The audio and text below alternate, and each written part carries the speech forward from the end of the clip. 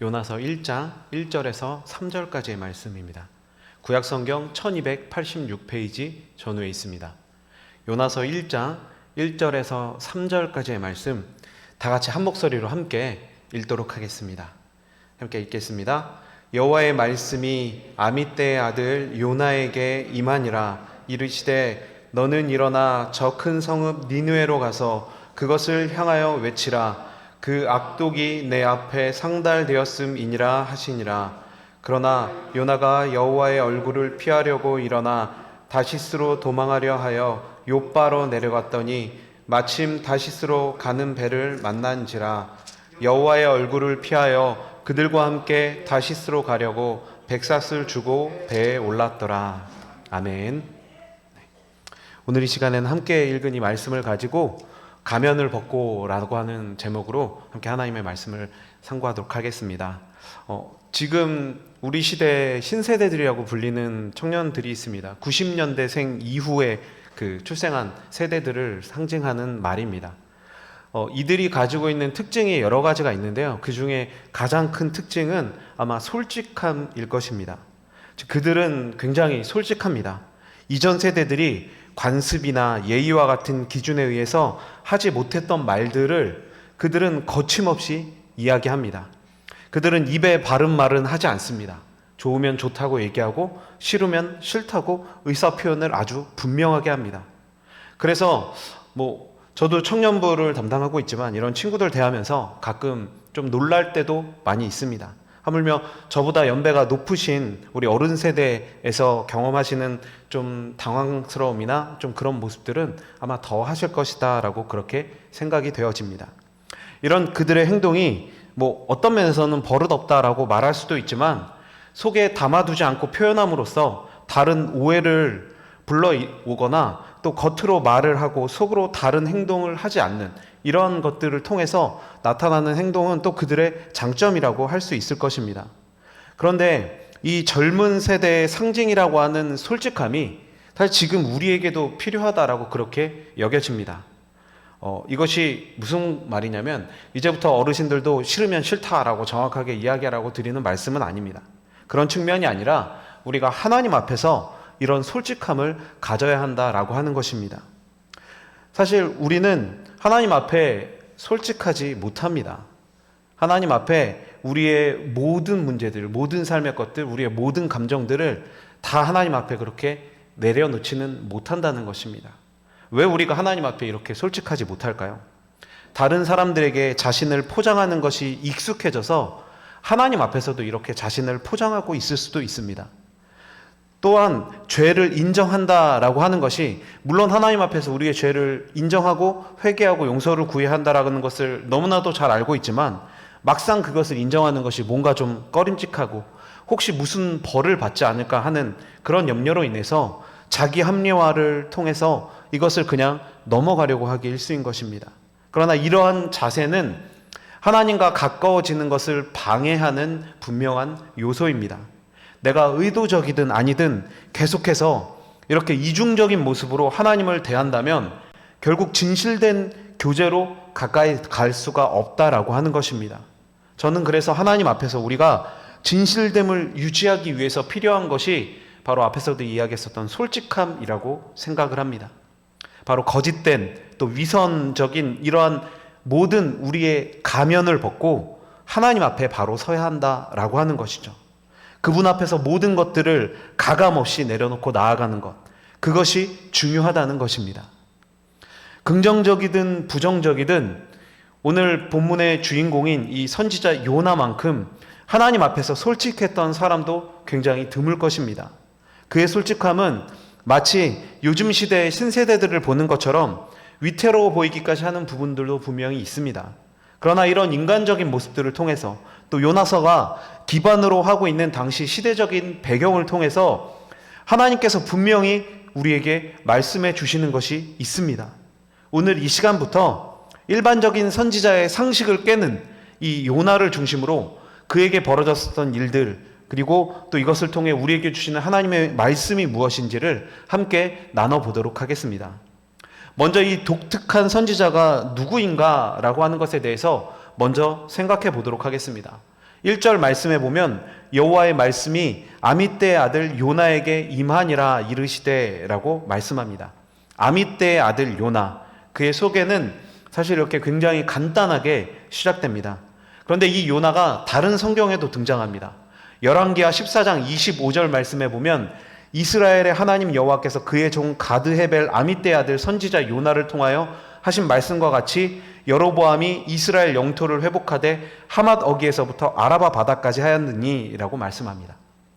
이 말씀을 보면 요나가 굉장히 중요한 예언을 했다는 것을 알 수 있습니다. 그 예언은 어떠한 것이냐면 나라의 일종의 부국 강병을 예언한 것이죠. 그리고 그것이 성취되었습니다. 그 예언의 내용은 한마디로 이스라엘이 다시 부강해진다라고 하는 것입니다. 그 예언 그대로 여로보암 2세는 국력을 회복하여서 하맛 어기부터 아라바 바다, 즉 사해가 있는 곳까지 영토를 확장시켰습니다. 이때의 규모가 이스라엘의 최전성기였던 솔로몬 시대와 거의 비슷한 수준이었다라고 합니다. 그런데 하나님은 이처럼 이스라엘을 부강하게 해주시는 한편으로 요나를 이스라엘의 원수인 아수르로 보내 그 수도의 백성, 니느웨의 백성들을 회개시키고자 하셨습니다. 당시 정세는 이스라엘이 아수르에게 계속해서 시달리다가 여로보암 2세 때에 이르러서 겨우 이제 이스라엘은 부강해지고 있었고 상대적으로 아수르의 힘은 크게 약해져 가고 있었던 그런 시기입니다. 그러니까 힘의 균형이 급격히 변경되고 있었던 그런 시기였다라고 하는 것입니다. 그런데 하나님은 요나를 통해 아수르를 회개시킴으로써 그들의 힘을 다시 키우고자 하신 것이고, 그래서 요나는 계속 하나님께 대하여 강력하게 저항을 하게 된 것입니다. 그래서 요나서를 들어가면서 먼저 우리는 이런 부분들에 있어서 생각을 해야 합니다. 하나님께서는 왜 그동안 억눌렸었던 이스라엘을 부강하게 하시면서 다른 한편으로는 요나를 아수르로 보내는 것일까요? 먼저 분명한 것은 이스라엘이 잘 살게 된 이 현재의 상황이 그들이 하나님 앞으로 돌아오고 그들 가운데 신실한 믿음이 있어서 하나님께서 그들을 기쁨으로 축복하신 결과가 아니라는 것입니다. 이것은 굳이 표현하자면 극약 처방을 내리셨다라고 말할 수가 있습니다. 한 개인이 죄를 지으면 그것이 죄라는 사실을 분명히 알 수가 있습니다. 주변에 있는 다른 사람들이 그것에 대해서 이야기를 할 수 있기 때문에 그렇죠. 그러나 한 집단이 죄를 지으면 그것이 죄라는 것을 깨닫기는 쉽지 않습니다. 죄의 책임이 불분명해지고 집단 이기주의 속에서 서로가 남들도 다 하는데 다른 사람도 다 이 정도 하는데 뭐 이게 무슨 죄야, 이렇게 자기 합리화를 하면서 죄를 덮어버리기 때문인 것입니다. 지금 이스라엘의 상태가 바로 이런 상태였다라고 하는 것입니다. 위로부터는 조직적으로 배교가 이루어졌습니다. 왕과 제사장 또 선지자가 결탁하여 조직적으로 하나님의 말씀을 떠났습니다. 그러니 밑에 있는 백성들은 그냥 이게 배교인 줄도 모르고 죄인 줄도 모르고 그냥 죄 속에 파묻혀서 살아가고 있는 것입니다. 한마디로 모든 사람들이 다 그냥 형식적인 종교 생활만 한 채 그냥 이 정도 했으면 됐다, 이거면 맞는 것이다, 그냥 이렇게 생각하고 넘어가게 되었다라고 하는 것입니다.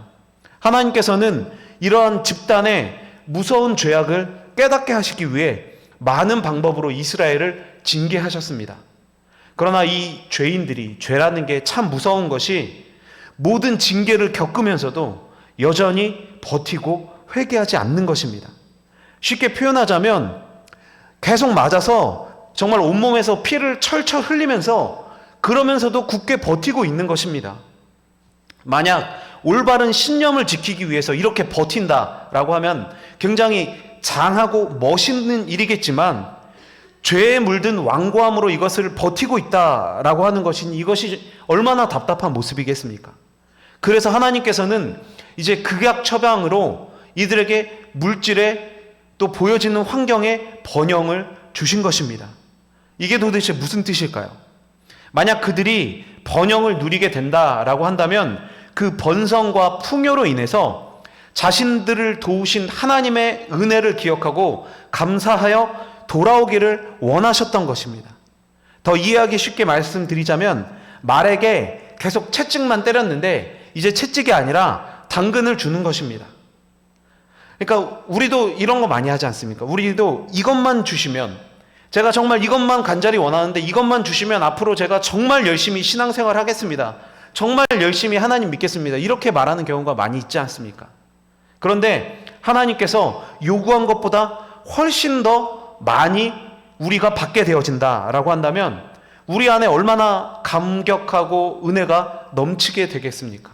이것이 바로 하나님께서 이스라엘에게 일시적이지만 그런 부국강병을 허락해 주신 이유다라고 하는 것입니다. 그러나 안타까운 것은 갑자기 부강해져 버린 이 이스라엘 백성들이 하나님께로 돌아온 것이 아니라 더 큰 악으로 그렇게 들어가고 있었다라고 하는 것입니다. 이에 따라서 이제 하나님께서는 이스라엘을 공의로 심판하시기 위해 움직이고 계시는 것입니다. 먼저 하나님께서는 이스라엘에 호세아 선지자를 세우셨습니다. 그리고 남쪽에서 북쪽으로 아모스 선지자를 불러오셨습니다. 그리고 니느웨로 이제 요나라는 선지자를 파송하고 계시는 것입니다. 분명 하나님께서는 이스라엘의 마지막을 위한 조치를 실행에 옮기시려고 하고 있으신 것입니다. 그 마지막이 무엇일까요? 그것은 바로 북이스라엘이 아수르에 의해 멸망을 당하게 되는 것이죠. 요나는 그래서 하나님께서 니느웨로 출발할 것을 말씀하셨을 때 아마 이 모든 상황을 깨달았을 것입니다. 그러니까 정확하게 다 알지는 못했을지라 하더라도 느낌으로, 돌아가는 정황으로 이것이 무엇을 의미하는지는 분명히 알았다는 것입니다. 이스라엘이 하나님 앞에 돌아오기만 했다면 아수르를 다시 고치실 필요가 없었기 때문인 것이죠. 이것은 마치 잠시 집어넣었던 회초리를 다시 꺼내는 것으로 생각할 수 있습니다. 그래서 요나는 계속해서 하나님께 저항을 하고 있는 것입니다. 아수르의 회복이 무엇을 말하는지 너무나도 잘 알고 있었기에 그 일을 하기 싫어서 도망을 치고 계속 반항을 하고 있는 것이죠. 온몸을 다해서 저항을 하고 있는 것입니다. 아마 요나의 마음은 이런 말들이 가득했을 것입니다. 하나님, 제가 왜 이 역할을 해야만 합니까? 니느웨는 이제 곧 멸망할 것인데 도대체 왜 그들을 다시 살려내고 있으신 것입니까? 꼭 그렇게까지 하셔서 우리 민족을 멸망시키셔야만 하는 것입니까? 이것이 요나가 그 마음속에 계속해서 가졌었던 의문이고 그가 가졌었던 저항의 말들이었다라고 하는 것입니다. 그리고 여기까지가 바로 우리가 알고 넘어가야 한 요나서의 배경이라는 것이죠. 사실 이 요나서는 참 재미있는 성경입니다. 풍랑을 만나 물고기 뱃속에 들어갔다 나오기도 하고 갑자기 온 성이 회개를 하는 그런 이야기가 마치 동화나 신화의 한 장면처럼 느껴집니다. 또한 몇십 장으로 이루어진 성경이 아니어서 쉽게 금방 읽고 넘어가기도 좋아서 그래서 더 많은 사람들이 좋아하고 있습니다. 성경 이야기의 단골 소재이기도 하며 어른부터 아마 어린아이까지 모르는 사람이 없는 그런 재미있는 성경 이야기 중에 아마 베스트에 들어가지 않을까라고 그렇게 생각이 되어집니다. 그러나 반대로 학자들은 이 요나서를 해석하는 데 있어서 굉장히 어려워합니다. 재밌고 신화적인 내용들이 많아서 읽기에는 좋지만 의미를 파악하는 것이 쉽지 않다라는 것입니다. 다시 말하면 우리가 만화책이나 소설책을 읽는 것이 아니기 때문에 마치 지금 그림에 보이시는 것처럼 피노키오가 고래 뱃속에 들어가서 아버지를 만나는 것 같은 그런 정말 우리가 어렸을 때 읽었었던 그런 아름다운 동화 같은 그런 이야기를 읽으며 참 재밌다, 좋다라고 그냥 이렇게 하며 끝낼 수가 없다라는 것입니다. 그래서 먼저 저는 이 요나서가 가진 요소들의 역사성, 즉 진실성에 대해서 먼저 한번 말씀을 드리려고 합니다. 사실 사람이 바다에 빠져서 고래로 추정되는 이 거대한 물고기 뱃속에 들어가 사흘 동안 생존한다라고 하는 것은 과학적으로 완전히 불가능한 것입니다. 또한 이스라엘로부터 정말 멀리 떨어져서 하나님을 제대로 알지도 못하는 이 니느웨 사람들이 여호와 하나님에 대한 심판의 선언을, 그것도 언어도 제대로 알 수 없는 이스라엘 선지자의 목소리를 듣고 회개를 한다? 쉽게 이해할 수 없는 그런 내용인 것입니다.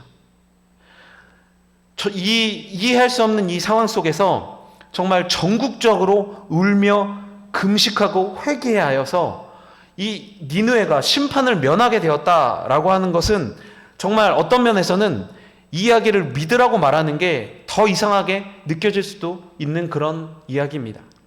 그래서 일부 학자들은 한 저자가 유대인들이 가진 일종의 선민의식을 비판하고 모든 열방이 여호와 하나님을 향해 나아오기를 원하시는 그 하나님의 마음을 보여주기 위해서 꾸며낸 이야기다라고 그렇게 주장을 하기도 합니다. 물론 이런 주장이 사실 이성적으로 생각해 보면 그냥 지금 이 이야기를 곧이곧대로 믿으라는 것보다 훨씬 더 논리적으로 보이기는 합니다. 그러나 이 요나의 이야기가 역사적 사실이 되는 아주 중요한 이유가 있습니다. 그것은 바로 예수님께서 이 모든 일을 증언하셨기 때문입니다. 마태복음 12장 40절 말씀을 보면 요나가 밤낮 사흘 동안 큰 물고기 뱃속에 있었던 것 같이 인자도 밤낮 사흘 동안 땅속에 있으리라 라고 말씀하십니다. 예수님께서는 예수님의 십자가 죽으심과 또 부활을 입증하시기 위해 요나 선지자의 경험을 인용하신 것입니다. 그리고 예수님의 죽으심과 부활은 분명한 역사적 사실입니다. 그렇다면 예수님께서 인용하신 이 요나의 경험 역시 필연적으로 사실이 되는 것입니다. 허구를 표본으로 삼아서 역사적 사실을 입증한다라고 하는 것은 불가능하기 때문인 것이죠. 유명한 구약학자인 아처도 이렇게 이야기했습니다. 허구는 허구에만 대응할 뿐이고 사실에 대응할 수 있는 것은 오직 사실뿐이다 라고 이야기를 하는 것이죠. 또 마태복음 12장 41절 말씀에 심판때에 니느웨 사람들이 일어나 이 세대 사람을 정죄하리니 이는 그들이 요나의 전도를 듣고 회개하였음이거니와 요나보다 더 큰 이가 여기 있으며 라는 말씀을 이어서 하십니다. 이 말씀을 보면 니느웨 사람들의 회심에 대해서 예수님께서 분명하게 말씀하고 있으신 것입니다. 예수님께서는 니느웨 사람들이 실제로 회개했으며 예수님 당시에 이스라엘 사람들이 따라야 할 모범을 세워놓았다라고 그렇게 선언하셨습니다. 즉 예수님의 회개의 이 메시지를 듣고서도 회개하지 않는 이 사람들을 정죄하시기 위해 비록 이방인들이었지만 요나의 회개 메시지를 듣고 회개한 니느웨 사람들을 언급하셨다는 것입니다. 그런데 니느웨 사람들의 이 회개 이야기가 사실이 아니라면 어떻게 되는 것입니까? 예수님께서는 그 시대에 회개하지도 않은 사람들, 그 사람들에게 하신 이 선언 자체가 정말 거짓말이고 우스운 것이 되어버리는 것입니다. 또 그분 자신도 이렇게 근거도 없는 허구의 이야기를 떠드는 실없는 사람이 되어버리는 것이죠. 그러나 그럴 리가 있나요? 그럴 리가 없습니다. 그렇기 때문에 요나의 이야기도 예수님의 사역을 믿는다면 분명한 사실로 받아들여야만 하는 것입니다. 과학적으로 불가능하다 그런 것에 휘둘릴 이유가 전혀 없다라는 것입니다. 또한 요나서에 기록된 내용들이 역사적 또는 지리적 상황에 부합하고 다른 유대 문헌들에서도 등장하는 이 인물의 심리적 현상과 또 그에 대한 이 묘사가 꾸며낸 이야기로 보기 어렵다라고 그렇게 주장하는 이야기들이 많이 있기 때문에 이것이 사실이다라고 여러 문헌에서도 기록을 하고 있는 것입니다. 그렇게 우리는 이런 학자들의 주장하는 것은 사실 우리가 이런 학자들의 주장까지는 생각해 본 적도 없고 이것에 대해서 관심이 없다라고 스스로 그렇게 생각하실지도 모릅니다, 지금. 그러나 중요한 것은 이 성경이 주는 역사성과 메시지를 너무 동화적인 요소, 즉 물고기 뱃속에 넣어버리지 않도록 주의하면서 우리가 이 말씀을 대해야 한다는 것입니다. 우리 스스로도 이것이 그냥 너무 동화 같다고 생각해서 그냥 그렇게 읽고 재미로 읽고 넘어가서는 안 되고 이 안에 담긴 분명한 메시지를 기억해야 한다라고 하는 말씀인 것입니다. 아무리 재밌어도 성경은 성경인 것이죠. 그렇기 때문에 이제 좀 이러한 배경들을 가지고 우리가 요나서를 본격적으로 좀 살펴보도록 하겠습니다. 요나서 1장 2절 말씀을 보면 너는 일어나 저 큰 성읍 니느웨로 가서 그것을 향하여 외치라 그 악독이 내 앞에 상달되었음이니라 하시니라 라고 말씀합니다. 하나님께서는 요나에게 니느웨로 향할 것을 명령하셨습니다. 이 말씀을 통해 우리는 먼저 두 가지의 사실을 알 수 있습니다. 첫 번째는 이 니느웨가 엄청나게 큰 도시였다라고 하는 것입니다. 이후에 등장하는 이 니느웨에 대한 설명을 보면 어린아이만 12만 명이 넘었다라고 합니다. 그렇다면 아마 이 도시의 인구는 산술적으로 계산해도 대략 100만 명이 넘어간다라고 하는 것이죠. 서울에 있는 자치구, 저희가 중랑구지만 이렇게 두 개의 자치구를 합쳐도 사실 100만 명이 되지 않습니다. 우리나라에 그러니까 100만 명이 넘는 도시들은 대도시로 구분이 되고 뉴스를 보니까 광역시로 승격하기 위해서 추진할 정도다라고 그렇게 이야기를 합니다. 그렇기 때문에 이 100만 명이라는 숫자가 얼마나 이 도시가 거대했는가라는 것을 알려주는 중요한 요소가 되는 것입니다. 두 번째는 정말 이 거대했었던 이 도시가 매우 심각하게 악했다라고 하는 것입니다. 얼마나 악독했는지 그 악독이 하나님 앞에 상달될 정도였습니다. 특히 이 상달되었다라고 하는 이 표현은 히브리인들이 쓰는 독특한 표현입니다.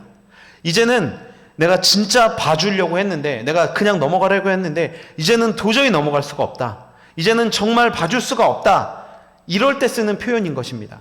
즉 최악의 상태를 말하는 것이고, 이것은 하나님은 당연하고 인간들이 보기에도 정말 저 성은 너무나도 참담하다라고 이야기할 정도로 이 성의 죄악이 그렇게 참을 수 없는 지경에 이르렀다라고 하는 것을 표현하고 있는 것입니다. 그렇다면 이렇게 하나님의 심판의 때가 되었으니 이제 그냥 멸망시켜버리면 되는 것이 아닐까요? 소돔과 고모라도 그랬고 가나안도 그랬습니다. 그런데 하나님은 굳이 요나를 보내어 그 죄를 책망하게 하시는 것일까요? 여기서 이해 충돌이 발생하고 있는 것입니다. 제가 앞에서도 언급했듯이 요나는 이 하나님의 명령을 이해할 수가 없었습니다. 굳이 이런 역사를 일으키실 거면 차라리 이스라엘을 강권적으로 붙잡으셔서 회복시키시면 될 것이지, 왜 다 죽어가는 이 악독한 니느웨를 다시 살리시려고 하시는지 이해할 수가 없다라고 하는 것입니다. 그렇다면 여기서 우리는 이 요나서를 통해서 하나님께서 원하시는 바가 무엇인지를 먼저 생각해 볼 수 있어야 합니다. 그것은 예수님께서 말씀하셨던 것과 같은 이치입니다. 하나님께서 이스라엘을 위해 얼마나 많은 일을 하셨고 또 얼마나 많은 사랑과 은혜를 베푸셨으며 정말 얼마나 많은 선지자들을 보내서 그들을 깨우려고 하셨습니까? 그러나 이스라엘은 끝내 회개하지 않았습니다. 그런데 이제 니느웨를 보십시오. 이 악독한 백성이 요나의 말을 듣고, 그것도 단 한 번의 설교를 듣고 회개하는 것을 보면서 이스라엘이 스스로 얼마나 악독한 백성인지, 우리가 정말 이렇게까지 악했나? 라고 하는 것을 스스로 깨달으라는 교훈을 주고 계시는 것입니다. 예수님께서도 분명 비슷한 상황에서 같은 의미의 말씀을 전하셨습니다. 마태복음 11장 23절 24절 말씀을 보면 예수님께서 많은 능력을 보이셨음에도 회개하지 않는 이 가버나움 사람들을 책망하시면서 소돔과 고모라보다 너희가 더 심하다라고 그렇게 그들을 책망하고 계시는 것을 볼 수 있습니다. 예수님께서는 위선적인 종교인들이 가장 악할 수 있다라고 하는 것을 이렇게 분명하게 경고하십니다. 말씀을 들을 수가 없어서 악해진 사람과 수없이 말씀을 들었는데도 그 마음에 여전히 악이 자리하고 있는 사람은 분명한 차이를 가지고 있다라는 것입니다. 그것을 확인시켜 주시기 위해 하나님께서는 요나를 니느웨로 보내고 계시는 것입니다. 너희에게 말씀을 전하던 바로 그 선지자, 너희의 부국 광병을 예언했었던 이 놀라운 선지자가 니느웨로 갔을 때 그에게 어떠한 일들이, 그리고 그를 통해서 어떠한 일들이 일어나는지를 보고 이스라엘에게 제발 스스로 깨달으라 라고 하나님께서는 말씀하고 계시는 것입니다. 그리고 앞으로 니느웨에서 일어나는 회개에 대해서 직접 경험하고 이스라엘이 정말 이 정도의 회개만 하더라도 하나님께서는 사랑을 베풀어 주시겠다라고 하는 정말 그 마지막 간절한 마음을 담은 최후 통첩과도 같은 그러한 사건이 바로 이 요나가 니느웨 성을 회개시키는 사건이다라고 하는 것입니다. 또 하나님께서는 요나를 니느웨 성에 보내신 것에 한 가지의 의미를 더 두셨습니다. 인간들은 항상 자기중심적으로 생각하는 경향이 많습니다. 그래서 항상 우리는 우리끼리를 많이 강조를 하죠. 우리 가족, 교회, 지역, 민족, 나라 뭐 이런 것처럼 계속해서 구분을 지어서 우리끼리끼리 뭐 이런 것을 중시하는 것입니다. 그러나 하나님도 이런 그룹을 나누실까요? 하나님께는 소중하지 않은 사람이 단 한 명도 없습니다. 단지 이스라엘이라는 이유로 또 아수르라는 이유로 일방적으로 좋아하거나 미워하시지 않는다라고 하는 것입니다. 다시 말하면 하나님 앞으로 돌아가지 못할 죄인은 한 사람도 없다는 것입니다. 그것이 하나님의 우리 인생을 향한 가장 큰 은혜가 되는 것입니다. 하나님께서는 그래서 지금 요나를 니느웨로 보내심으로써 하나님께서 무조건 함께 하신다, 우리하고만 함께 하신다, 우리의 신 된다라고 이렇게 생각하는 이스라엘 백성들의 잘못된 선민의식을 깨트리고자 하셨다는 것입니다. 이스라엘은 아직 자신들이 니느웨 사람들보다 더 악하다는 것을 알지 못했습니다. 하나님께서 그들에게 얼마나 많은 선지자들을 보내셨음에도 그들은 회개하지 않았지만 니느웨 사람들은 요나의 그 한 번의 설교에 무너져서 정말로 온 성이 다 회개의 자리로 나와왔습니다. 그래서 감사가 사라지고 하나님을 경외하는 모습도 없이 그냥 외식하는 종교 생활만 하며 정말 하나님을 믿는 척만 하며 자기의 욕심을 채우는 자들, 그러한 이스라엘을 과감히 버리심으로 이 세상에서 당연하게 구원받을 사람은 아무도 없으며 구원받은 사람이라면 누구나 마땅히 하나님께 온전한 감사와 영광을 돌려야 한다라고 하는 것을 분명하게 교훈해 주고 계시는 것입니다. 이 사실은 그래서 우리에게도 아주 중요한 교훈이 됩니다. 사실 믿는 우리가 얼마나 악합니까? 얼마나 많은 은혜를 받고 살았음에도 사실 무엇이 없다, 뭐 부족하다 이렇게 말하면서 우리는 여전히 끊임없이 불평만 늘어놓고 있지 않습니까?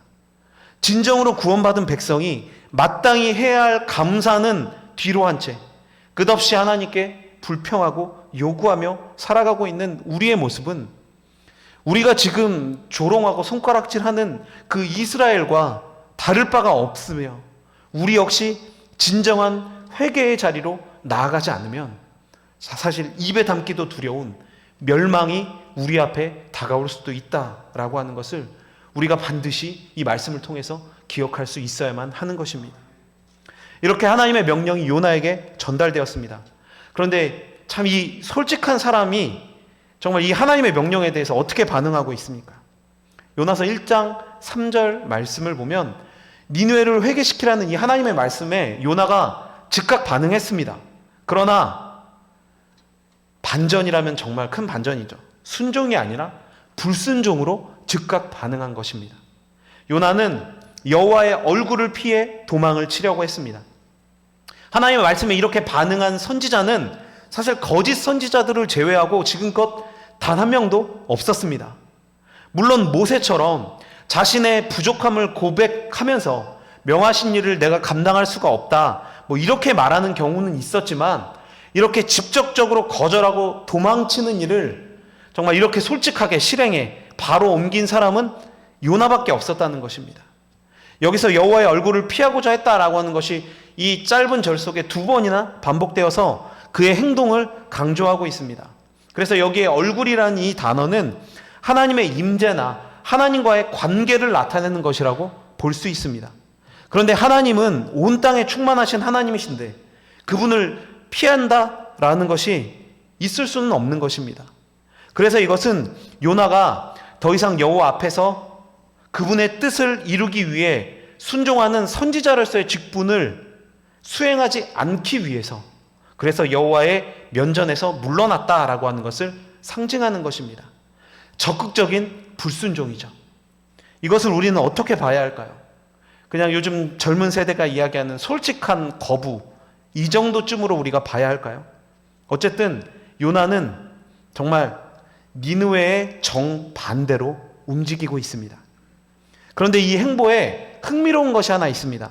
요나가 욥바로 내려갔을 때 마침 다시스로 가는 배를 만나 승선을 하게 된 것입니다. 이것은 요나가 지금 하나님의 얼굴을 피해 도망치는 이 길이 정말 척척 맞아떨어지는 매우 순조롭게 진행되어지고 있다라고 하는, 마치 처음부터 다 계산한 것처럼 그렇게 딱딱딱딱 맞아서 떨어지고 있다라고 하는 것입니다. 그러나 처음 길이 쉽게 열린다고 해서 그것을 하나님의 뜻으로 착각할 수는 없는 것입니다. 하나님께서는 일부러 지금 요나가 지중해 한가운데로 갈 때까지 침묵하고 계시는 것입니다.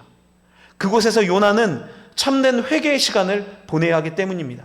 하나님께서는 요나를 완전히 헤어날 수 없는 공경에 빠질 때까지 두셨다가 그 이후에 그를 넘어뜨리고 그가 그토록 고집하던 불순종의 결과인 절망의 자리로 내몰고 계시는 것입니다. 그의 허물과 이 죄악을 철저히 깨닫는 회개의 자리로 이끌고 계신다라고 하는 것입니다. 이것이 인생의 아이러니가 아닐까요? 단지 불순종하는 길이 잘 풀린다고 해서 그것에 만족하거나 이 길이 맞았다라고 그렇게 생각한다면 정말 뜻하지 않은 더 큰 절망을 만날 수도 있는 것입니다.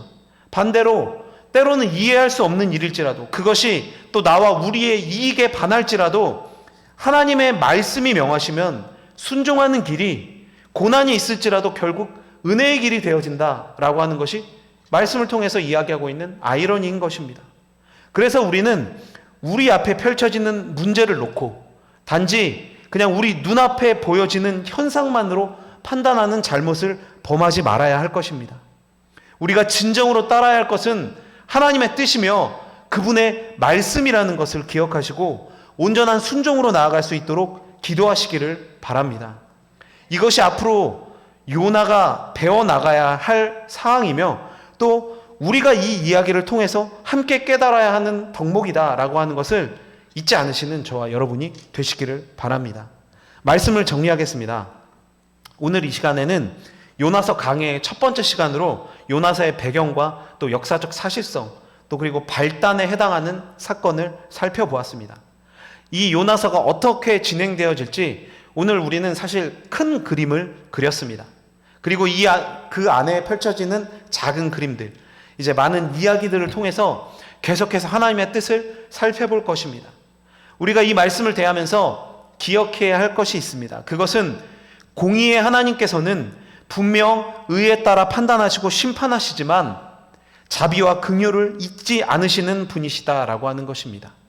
항상 우리에게 피할 길을 내어주시고 의인을 구별하여 돌보시고 그들을 올바른 길로 이끄시는 분이 바로 우리 하나님이시다라고 하는 것입니다. 오늘 등장하는 이스라엘 또 니느웨 요나의 공통점이 있습니다. 그것은 모두 하나님 앞에서 불순종을 하고 있다는 것입니다. 그러나 하나님께서는 사실 그들 모두를 그냥 멸하셔도 되지만 그렇게 하지 않으셨습니다. 이스라엘은 니느웨 회개를 교훈 삼아 마지막 회개의 기회를 부여받았습니다. 또 니느웨는 이미 악이 가득 차서 하나님의 심판이 임해야 하지만 그분께서 이스라엘에게 본을 보이시기 위해 또 모든 인간을 사랑하시는 그러한 하나님의 모습을 보여주시기 위해 그들에게도 또 다른 회개의 기회가 주어졌습니다. 그리고 하나님의 말씀을 정면으로 거역한 이 솔직한 선지자, 이 선지자를 하나님께서 괘씸죄로 바로 심판하지 않으시며 오히려 단련하셔서 그를 사용하시고자 하는 하나님의 일하심, 즉 하나님의 열심이 바로 이 성경을 가득 뒤엎고 있다라고 하는 것입니다. 우리 하나님이 이렇게 열심이 많으시고 우리를 위한 열심이 많으시고 이렇게 사랑이 많으신 하나님이시다라고 하는 것을 여러분들 분명히 믿으시기를 바랍니다.